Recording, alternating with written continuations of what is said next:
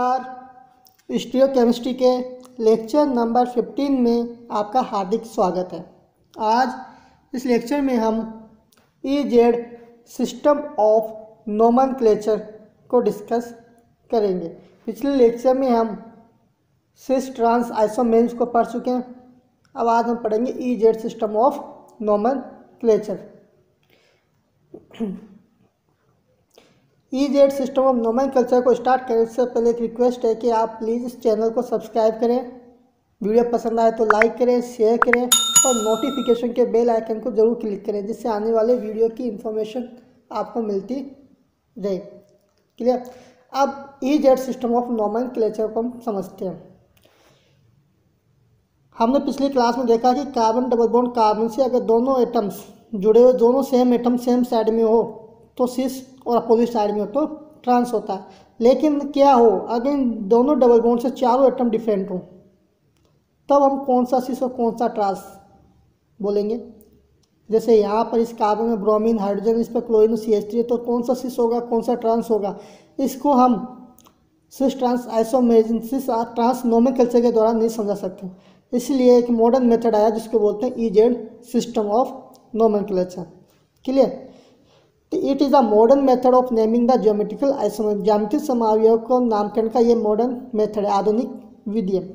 The EZ system of nomenclature was developed for alkenes that do not have a hydrogen attached to each of the sp2 carbon atom.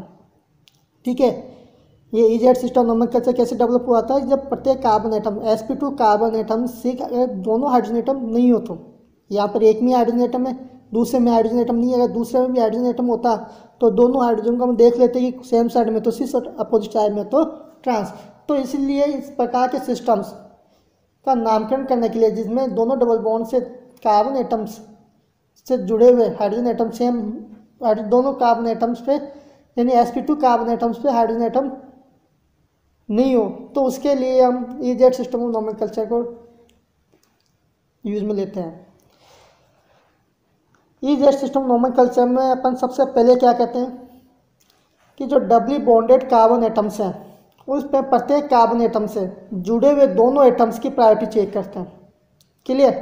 प्राथमिकता check करते हैं और जो priority जो check करेंगे वह Cahn Ingold Prelog rule, CIP rule, sequence rule, जो कि हम RS नोमेनक्लेचर में भी पढ़ेंगे अभी, उसके अकॉर्डिंग। क्योंकि जो CIP रूल था वह आया तो RS नोमेनक्लेचर के लिए था, लेकिन बाद में EZ नोमेनक्लेचर के लिए भी उसमें उसको अडोप्ट किया गया है, एक्सेप्ट किया गया है। तो सबसे पहले EZ नोमेनक्लेचर नामकरण करेंगे तो उसके लिए क्या करेंगे हम कि कार्बन डबल बॉन्ड कार्बन दोनों sp2 कार्बन से जुड़े हुए दोनों एटम्स की प्रायोरिटी ऑर्डर चेक करेंगे। जैसे इस कार्बन से एक एटम यहाँ और एक एटम यहाँ, तो इनका प्रायोरिटी ऑर्डर चेक करेंगे। प्रायोरिटी ऑर्डर के जो रूल्स है वो अभी अपन आने इसके जस्ट आगे पढ़ेंगे, कौन कौन से रूल्स हैं के अकॉर्डिंग हम प्रायोरिटी चेक करते हैं। क्लियर। तो दोनों कार्बन एटम, दोनों sp2 कार्बन एटम्स से जुड़े दोनों एटम्स की प्रायोरिटी ऑर्डर चेक करने के बाद में हम देखेंगे कि अगर हाई प्रायोरिटी वाला ग्रुप सेम साइड में है तो Z आइसोमर होगा, और अगर हाई प्रायोरिटी वाला ग्रुप अपोजिट साइड में तो वो ट्रांस यानी कि E ट्रांस तो होगा नहीं, यहाँ पे क्या होगा E आइसोमर होगा। जो Z शब्द है वह जुसामीन से आया है। ठीक है, लेट जर्मन शब्द है जिसका मतलब होता है टुगेदर, और जो E शब्द है वह इसका मतलब होता है एंटीजन, जिसका मतलब होता है opposite. Clear. If the two high priority groups one from each carbon, प्रत्येक कार्बन पर जो हाई प्रायोरिटी वाले ग्रुप्स हैं उनको अगर वो सेम साइड में are on the same side of the double bond, the isomer Z isomer. Z is for zusammen, German for together. इसका मीनिंग क्या होता है, together.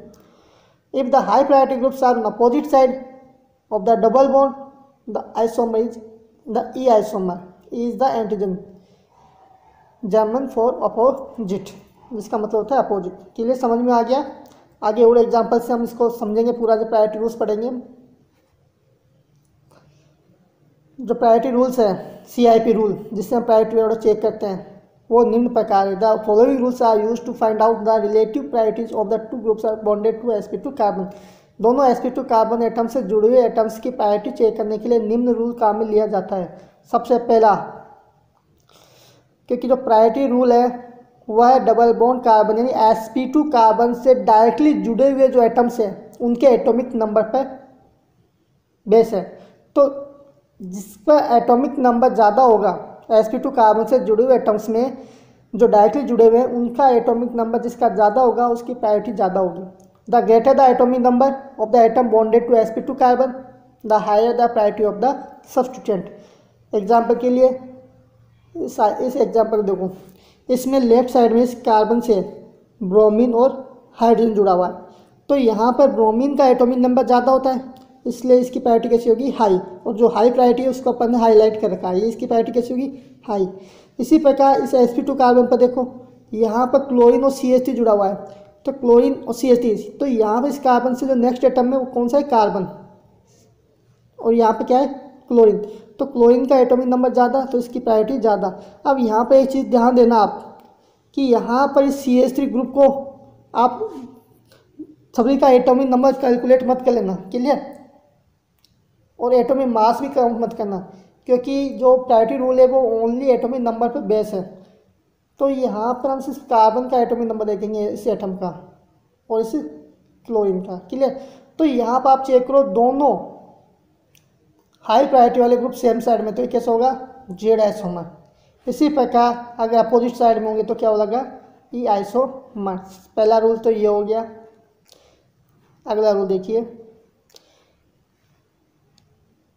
if the atoms attached to sp2 carbons are the same, the atoms attached to the tri-atoms are compared.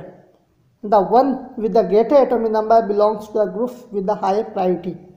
अब इसमें क्या होता है, अगर डबल बॉन्ड कार्बन यानी sp2 कार्बन से जुड़े हुए दोनों कार्बन एटम अगर सेम हो जाएं, ठीक है, तो वहाँ पर टाई हो जाता है। जब सेम होता है तब इस कंडीशन में हम क्या कहते हैं कि टाई एटम से जो नेक्स्ट एटम जुड़ा हुआ है उनके एटॉमिक नंबर अपन चेक करते हैं और फिर जिसमें एटॉमिक नंबर ज़्यादा होता है उस ग्रुप को हायर प्रायोरिटी देते हैं। एग्जांपल के लिए इस एग्जांपल को समझो आप, यहाँ पर इस लेफ्ट कार्बन पर CH2Cl जुड़ा हुआ है और यहाँ क्या जुड़ा हुआ है, CH2Cl। तो इस कार्बन से सबसे पहले क्या जुड़ा हुआ है, कार्बन, हाइड्रोजन और हाइड्रोजन। इस पर क्या जुड़ा हुआ है, कार्बन, हाइड्रोजन और हाइड्रोजन, क्लियर। तो यहाँ पर तीनों एटम सेम है तो यहाँ ये टाई हो गया। अब हम बात करते हैं आगे, जस्ट इससे आगे। तो यहाँ पर इससे आगे अभी CH2Cl जुड़ा हुआ है और इससे क्या जुड़ा हुआ है, Cl, यानी कि ये कार्बन जो टाई हो गया और ये कार्बन जो टाई हो गया, ये कार्बन टाई एटम किससे जुड़ा हुआ है आगे, कार्बन, हाइड्रोजन और हाइड्रोजन से, जबकि ये कार्बन किससे जुड़ा हुआ है, क्लोरीन से, क्लियर। तो यानी कि जो फर्स्ट एटम है कार्बन और ये है क्लोरीन, तो हाई प्रायोरिटी किसकी होती है, क्लोरीन की। तो Cl, ये CH2Cl वाला हाई प्रायोरिटी वाला ग्रुप होगा। समझ में आ गया, यानी टाई हो जाता है अगर एटम्स में, तो फिर नेक्स्ट एटम की तरफ मूव करते हैं और नेक्स्ट एटम में भी फिर हम देखते हैं कि एटॉमिक नंबर किसका ज़्यादा है। इसी प्रकार इसको देखो, इस कार्बन से जुड़ा हुआ CH2OH और CH3 होल ट्वाइस। तो यानी कि पहले कौन कौन जुड़ा हुआ है, इस कार्बन और ये कार्बन, तो ये दोनों टाई हो गया इनमें। अब इस कार्बन से आगे क्या जुड़ा हुआ है, हाइड्रोजन, हाइड्रोजन और ऑक्सीजन। और इससे कार्बन से आगे क्या जुड़ा हुआ है, कार्बन, कार्बन और हाइड्रोजन। नेक्स्ट एटम कार्बन, ये। अब यहाँ पर आप चेक करो, इन 6 एटम्स में से हाईएस्ट प्रायोरिटी वाला ग्रुप कौन सा है, एटम कौन सा है, ऑक्सीजन। ऑक्सीजन की हाईएस्ट प्रायोरिटी होती है, तो ये वाला ग्रुप हायर प्रायोरिटी वाला ग्रुप होगा। तो CH2OH अपना हायर प्रायोरिटी वाला ग्रुप होगा। तो यहाँ पर इस डबल बॉन्ड से दोनों कार्बन से हायर प्रायोरिटी वाले ग्रुप सेम साइड में जुड़े हुए हैं तो इसको बोलते हैं जेड आइसोमर। इसी प्रकार अगर अपोजिट साइड में हो तो ई आइसोमर कहलाएगा। समझ में आ गई चीज़। अब अगला देखो, if an atom is doubly bonded to another atom, treat as if it is were singly bonded to two of those atoms। अगर डबल बॉन्ड से कोई कार्बन ऐसे एटम से, ऐसे ग्रुप से जुड़ा हुआ है जिसमें डबल बॉन्ड प्रेजेंट हो, तो उस डबल बॉन्ड को हम सिंगल बॉन्ड की तरह ट्रीट करेंगे। फॉर एग्जांपल जैसे मान लो यहाँ पर, जैसे यहाँ पर अपन एल्कीन्स पढ़ रहे हैं, तो ऐसे कोई जुड़ जाए, ठीक है।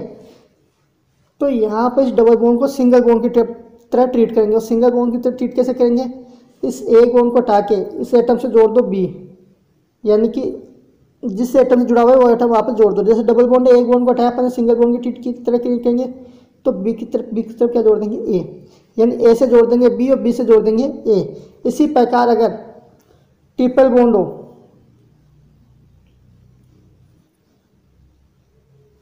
जैसे ए और बी, अगर इस प्रकार से हो, ट्रिपल बॉन्ड जुड़ा हुआ हो, तब हम इस ट्रिपल बॉन्ड को सिंगल बॉन्ड की तरह ट्रीट करेंगे और एटम्स को आपस में जोड़ देंगे। जैसे ए से क्या जोड़ेंगे, बी, 2 बार जोड़ेंगे क्योंकि ट्रिपल बॉन्ड है, 2 बॉन्ड ब्रेक करने अपन को, और इससे ए, और ये 2 बॉन्ड हटा दो।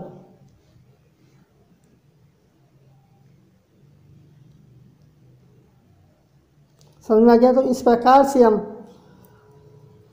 डबल बॉन्ड और ट्रिपल बॉन्ड को ट्रीट करेंगे। If an atom is triply bonded to another atom, treat is it works singly bonded to 3 of those atoms, ठीक है। Cancel atoms that are identical in the 2 groups, use the remaining atoms to determine the group with the higher priority. Clear. आगे देखो, इसको समझो किस प्रकार से। यहाँ पर आप देखो इस कार्बन से लेफ्ट साइड कौन है, कार्बन, और इससे भी जुड़ा हुआ क्या है, कार्बन। तो यहाँ पर टाई हो गया। अब आगे देखो, इस कार्बन से क्या जुड़ा हुआ है, 2 तो हाइड्रोजन और एक कार्बन, और इससे क्या जुड़ा हुआ है, इससे भी 2 हाइड्रोजन और एक कार्बन। तो यहाँ भी टाई हो गया। तो जो टाई हो गया उनको कैंसिल आउट कर दो। अब फिर नेक्स्ट बढ़ो। अब इस कार्बन से देखो, यहाँ पर इस कार्बन को चेक करेंगे। अब तो यहाँ पर इस कार्बन से क्या जुड़ा हुआ है, ऊपर वाले में 2 हाइड्रोजन और एक ऑक्सीजन, और यहाँ पर क्या जुड़ा है, क्योंकि ट्रिपल बॉन्ड है। अब ट्रिपल बॉन्ड को ट्रीट कैसे करेंगे, 3 बॉन्ड मानेंगे इनको, जो आपस में 3 एटम से जुड़ा, सिंगल बॉन्ड से जुड़ा हो। तो देखो ये ट्रिपल बॉन्ड, एक बॉन्ड करो इसको, एक और एक कार्बन, ये वाला CH है नहीं यहाँ पर, इसी प्रकार इसको भी आगे। तो ये वाला जो कार्बन एटम है कितने कार्बन से जुड़ा हुआ, C, 2 तो ये हो गए और एक ये, यानी ट्रिपल बॉन्ड वाले को 3 सिंगल बॉन्ड मान के काउंट करना है, और डबल बॉन्ड वाले को 2 सिंगल बॉन्ड मान के काउंट करना है, और जो नेक्स्ट एटम जुड़ा हुआ है उनको आपस में जोड़ देना है। तो यहाँ पर देखो, ऊपर वाले ग्रुप में OHH और यहाँ पर CCC, इन 6 एटम में से हायर प्रायोरिटी किसकी है, ऑक्सीजन की। तो इस वाले ग्रुप्स को हायर प्रायोरिटी वाला ग्रुप मानेंगे अपन। जो ऊपर वाला है जिसमें ऑक्सीजन है उसको क्या मानेंगे, हायर प्रायोरिटी वाला ग्रुप। क्लियर। अब यहाँ पर इसमें देखो, इस कार्बन से कार्बन और कार्बन जुड़ा हुआ है, दोनों सेम है, यहाँ पर टाई हो गया। अब आगे बढ़ते हैं। अब आगे बढ़ेंगे तो यहाँ पर इस कार्बन से क्या जुड़ा हुआ है, एक कार्बन और 2 हाइड्रोजन, और इस कार्बन से क्या जुड़ा हुआ है, अब देखो यहाँ डबल बॉन्ड है, तो यहाँ पर एक बॉन्ड हटा के क्या करेंगे अपन, इस कार्बन को इस कार्बन से जोड़ देंगे। क्लियर। तो यहाँ पर इस कार्बन से क्या जुड़ा हुआ है, 2 कार्बन और एक हाइड्रोजन, एक कार्बन ये हो गया, एक कार्बन ये हो गया, और ये हाइड्रोजन। तो यहाँ पर प्रायोरिटी ऑर्डर चेक करेंगे इन तीनों में, तो देखो क्या होता है, कार्बन कार्बन तो कैंसिल हो गया, सेम है। अब बचा CH और HH, तो यहाँ पर कार्बन की प्रायोरिटी ज़्यादा है हाइड्रोजन से, तो इस वाले ग्रुप को हाई प्रायोरिटी देंगे ऊपर वाले को, तो ये हाई प्रायोरिटी वाली। अब देखो डबल बॉन्ड से दोनों हाई प्रायोरिटी वाले ग्रुप सेम साइड में, तो इनको बोलते हैं जेड आइसोमर, और अपोजिट में होंगे तो क्या बोलेंगे, ई isomer. If atoms have the same atomic number but different mass number, the atoms with the greater mass number has the higher priority। यानी कि अगर डबल बॉन्ड से कोई आइसोटोप्स जुड़े हुए, आइसोटोप्स यानी समस्थानिक जुड़े हुए, समस्थानिक में क्या होता है, एटॉमिक नंबर तो होता है सेम, लेकिन मास नंबर क्या होता है, डिफरेंट। तो इस पर जब ऐसी कंडीशन आ जाए, तब जिसका एटॉमिक मास ज़्यादा होता है उसको हायर प्रायोरिटी देते हैं अपन। जैसे इस कार्बन से हाइड्रोजन और ड्यूटेरियम जुड़ा हुआ है, तो डी आइसोम, दोनों हाइड्रोजन और ड्यूटेरियम क्या है, आइसोटोप्स, तो डी को हायर प्रायोरिटी देंगे, और इस वाले के लिए अपन वही रूल फॉलो करेंगे। तो यहाँ पे इस कार्बन में दोनों कार्बन एटम जुड़े हुए हैं, टाई हो गया। नेक्स्ट एटम की तरफ बढ़ते हैं, तो इस कार्बन से क्या जुड़ा हुआ है, हाइड्रोजन, कार्बन और कार्बन, क्योंकि इस डबल बॉन्ड को सिंगल बॉन्ड की तरह ट्रीट करना है अपन को, तो ये डबल बॉन्ड हो जाएगा, 2 सिंगल बॉन्ड की तरह ट्रीट करेंगे। ट्रिपल बॉन्ड को 3 सिंगल बॉन्ड की तरह ट्रीट करेंगे। तो यहाँ पर इस कार्बन से क्या जुड़ा हुआ है, 2 तो कार्बन और एक हाइड्रोजन, और इस कार्बन से क्या जुड़ा हुआ है,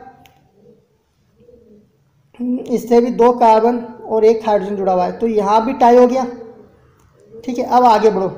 अब जब आगे बढ़ते हैं तब ये कार्बन आता है और इसमें ये कार्बन आता है। क्लियर, यहाँ पर 2 बार टाई हो गया। और आगे बढ़ते हैं तो ये CH3 और ये CH3 ये CH2। तो यहाँ पर देखो इससे 3 हाइड्रोजन एटम जुड़े हुए, और जबकि इससे क्या जुड़ा हुआ है, इसको हम इस प्रकार से ट्रीट करेंगे। तो इस कार्बन से एक कार्बन, इस कार्बन से क्या जुड़ा होगा, 2 तो हाइड्रोजन है और एक क्या जुड़ा हुआ है, कार्बन। तो हाई प्रायोरिटी किसकी होगी, जिसमें कार्बन है। इसमें तीनों हाइड्रोजन थे, इसमें तीनों क्या है, इसमें 2 हाइड्रोजन 1 कार्बन है। तो हाई प्रायोरिटी किसकी होगी, इस वाले ग्रुप की। जबकि यहाँ पे क्या था, 3 हाइड्रोजन एटम थे। समझ में आ गया। तो अब दोनों हाई प्रायोरिटी वाले ग्रुप सेम साइड में तो जेड आइसोमर, और अपोजिट में होंगे तो ई आइसोमर। एक चीज़ और ध्यान रखना, नोट कर लेना कि सिस ट्रांस आइसोमर और E Z configuration, cis trans configuration और ई जेड कन्फिग्रेशन में कोई रिलेशनशिप नहीं होता है। कि आप जेड में भी सेम साइड में होते हैं तो सिस बोल दो, ठीक है, और ई में ट्रांस बोल दो, ऐसा नहीं होता है। जैसे एग्जांपल देखो, यहाँ पर CH3 सेम साइड में, तो ये क्या हो गया, सिस। अगर सिस ट्रांस की तरह अपन करेंगे, क्योंकि सिस ट्रांस के लिए, सिस ट्रांस आइसोमेरिज्म शो करने के लिए दोनों डबल बॉन्ड्स पर एक ग्रुप तो कम से कम सेम होना ही चाहिए, जैसे यहाँ CH3 है। लेकिन अगर अपन ई जेड नोमेनक्लेचर करें तो इन दोनों में से हाई प्रायोरिटी किसकी होगी, C2H5 की, और इसमें CH3 की। दोनों क्या है, ट्रांस में, तो यह कौन सा होगा, E। ठीक है, इसी प्रकार इस एग्जाम्पल देखो, ये क्या है, दोनों CH3 सेम साइड में तो सिस। लेकिन अगर हाई पर अपन ई जेड नोमेनक्लेचर करेंगे तो इन दोनों में से हाई प्रायोरिटी किसकी होगी, CH3 की, और इन दोनों में से भी किसकी होगी, CH3 की। तो ये कैसा होगा, जेड। तो सिस ई भी हो रहा है और सिस जेड भी हो रहा है, तो आप कंफ्यूज मत होना कि सिस वाला हमेशा जेड होगा ही। क्लियर। तो सिस ट्रांस आइसोमर्स और सिस ट्रांस कन्फिग्रेशन और ई जेड कन्फिग्रेशन में कोई रिलेशनशिप नहीं होता है, इस चीज़ का आप ध्यान रखना। धन्यवाद। तो इस प्रकार से आज इस लेक्चर में हमने ई जेड नोमेनक्लेचर को अच्छे से डिस्कस किया है। ये जो सीक्वेंस रूल है, CIP रूल है, हम आगे RS नोमेनक्लेचर में भी डिस्कस करेंगे। धन्यवाद।